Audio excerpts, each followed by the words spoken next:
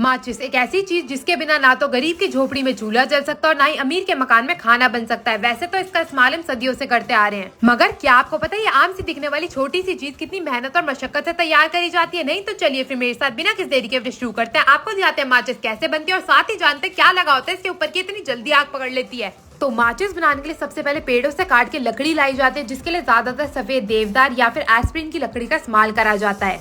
और फिर इन्हें बड़ी सी आरी वाली मशीन से काट काट के इनके छोटे छोटे टुकड़े करके रख लिए जाते हैं। आप यहाँ पे देख सकते हैं, यहाँ पे देवदार की लकड़ी का इस्तेमाल करा जा रहा है, जिसके छोटे छोटे बॉक्स काट काट के रखे जा रहे हैं। लकड़ियों के छोटे छोटे टुकड़े काट लेने के बाद इनकी बारी आती है इनका छिलका उतारने की। तो जितना भी बाहर का छिलका होता है उसे उतार के अलग कर लिया जाता है और जो अंदर की सफेद नई लकड़ी होती है उसका इस्तेमाल करा जाता है। अब एक एक करके इन बॉक्स वाली लकड़ियों को लिया जाएगा और इन्हें डाला जाएगा बड़ी सी रोलर वाली मशीन के अंदर। इस मशीन के द्वारा इनकी पतली पतली लंबी लंबी शीटें करी जाएंगी, मतलब इसे बिल्कुल बढ़िया तरीके से पील कर लिया जाता है। आप यहाँ पे देख सकते हैं पेपर जैसी इसकी शीटें बन के तैयार हो जाती है और एक एक करके इन सारी शीटों को जोड़ के रख लिया जाता है। अब ये जितनी भी पील निकल के तैयार हुई थी, बारी आती है इसको बिल्कुल बारीक काटने के लिए। तो उसके लिए सबसे पहले इन्हें एक लंबी सी मशीन के बाहर लगा दिया जाता है, आप यहाँ देख सकते हैं। और ये जो बचे कुचे टुकड़े होते हैं ना पहली वाली थान के, उन्हें भी काट के अलग कर लिया जाता है और फिर इसे मशीन में आगे की ओर डाल दिया जाता है। साइड से इसका जो हैंडल है वो घुमाया जाता है और फिर ये जो आगे की तरफ आप ये छोटे छोटे टुकड़े देख रहे हैं, ये होती है वेस्टेज, जिसे निकाल के अलग कर लिया जाता है और फिर मशीन को बिल्कुल अच्छे से फिट कर दिया जाता है। अब इस तेज धार वाली मशीन की मदद से सारी की सारी जो पील करी हुई लकड़ी की शीटें थी वो तिल्लियों में तब्दील हो जाएंगी।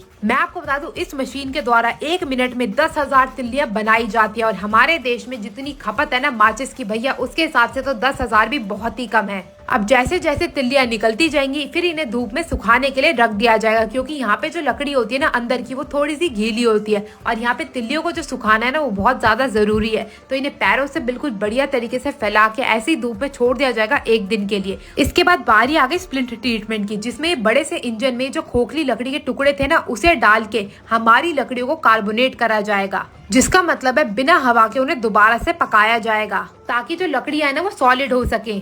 तो यहाँ पे जो है हमारी सूखी हुई तिल्लियां आ चुकी है, बोरा भर के इन्हें रख लिया जाता है और उसके बाद जितनी भी ये तिल्लियां इसे डाला जाएगा इस बड़ी सी मशीन में। तो आप यहाँ पे देख सकते हैं एक ही बोरी में करीब करीब 1 से 1.5 लाख तिल्लियां होती है। तो आप एक एक करके सारी की सारी तिल्लियों को एक बड़े से ड्रम में भरा जाएगा और डाल दिया जाएगा इस बड़ी सी विशाल मशीन में। इसमें छोटे छोटे छेद लगे होते हैं ताकि ये जो तिल्लियां है ना वो नीचे की ओर से छन के आती रहें और ऊपर जितनी भी मोटी फंसी सीखें थी वो अलग हो सके। अब ये जाएंगे एक बड़े से रोलर मशीन में। इस मशीन का काम होता है इन्हें सॉलिड करने का, मतलब कि इन्हें ठोस करने का। इस मशीन में बिना कार्बोनेट के इन्हें पकाया जाता है। उसके बाद ये कन्वेयर बेल्ट की मदद से आगे की ओर आ जाती हैं। कन्वेयर बेल्ट में अच्छे से ठोस होने के बाद ये आगे की ओर आती जाती है। इस मशीन का कार्यक्रम होता है इसमें जितनी भी फंसी हुई छोटी मोटी सीखें हैं, तिल्लियां हैं, उन्हें अलग करने का और जितनी भी अच्छी तिल्लियां हैं ये मशीन उन्हें आगे की ओर भेज देती है, जहाँ पे एक बड़े से ड्रम की मदद से और छोटे छोटे पाइपों की मदद से बिल्कुल व्यवस्थित होकर आगे की ओर बढ़ती जाती हैं।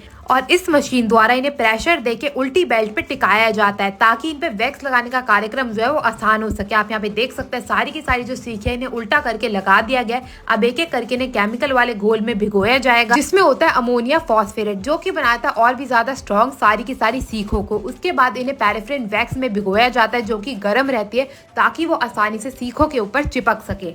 पैराफिन वैक्स जो होती है वो जिलेटिन, फास्फोरस और पोटेशियम क्लोराइड से बनती है। इसी की मदद से सारी की सारी जो सीखें हैं ना वो इतनी जल्दी आग पकड़ लेती हैं। तो यहाँ पे अच्छे से सीखों को वैक्स में डुबोने के बाद इन्हें एक रोलर वाली मशीन से घुमाया जाता है ताकि जो वैक्स है वो ठंडी हो सके और सीखें भी बिल्कुल अच्छे से उन्हें अपने अंदर ग्राइंड कर सके। और जैसी सारी की सारी सीखें सूख के तैयार हो जाती है इन्हें भर लिया जाता है एक बड़ी सी बोरी में। तो यहाँ पे जो हमारी माचिस की तिल्लियां बन के तैयार हो गई। बारी आती है पैकिंग की। तो पैकिंग के लिए सबसे पहले जो अंदर वाले डिब्बे होते हैं वो लिए जाते हैं और इसी मशीन के ऊपर डाल दिए जाते हैं। अब इस मशीन से एक और से डिब्बे आगे बढ़ते रहेंगे और यहाँ पे बारी आ गई तिल्लियों की। तो तिल्लियों को भी इस मशीन द्वारा ही काउंट करके आगे की ओर भेजा जाता है कन्वेयर बेल्ट की मदद से। तो आप यहाँ पे देख सकते हैं अब एक और से सीखें आती रहेंगी और नीचे की ओर से जो डिब्बी है उसके अंदर सीखें गिरती रहेंगी। और ये बारी आ गई अब आउटर कवरेज की। तो आउटर कवरेज की जो पैकेजिंग होती है उसको भी डाल दिया जाता है। अब एक और से सीखें भरी अंदर की डिब्बी और एक और से जो बाहर वाली डिब्बी है वो आती रहेगी। अब सीख वाली डिब्बी को बाहर वाली डिब्बी के अंदर डाल दिया जाएगा मशीन द्वारा ही, और मशीन द्वारा उन्हें पैक करके जो ये हमारी माचिस की डिब्बियां हैं वो बन के हो जाएंगी बिल्कुल बढ़िया तरीके से तैयार, और तैयार हो जाएंगी आपके घरों तक आने के लिए। आपको ये वीडियो कैसी लगी मेरे को जरूर बताइएगा, और अगर ये वीडियो पसंद आई हो तो इसको शेयर करना ना भूले। मैं मिलती हूँ आपसे अगली वीडियो में, तब तक के लिए जय श्री राम।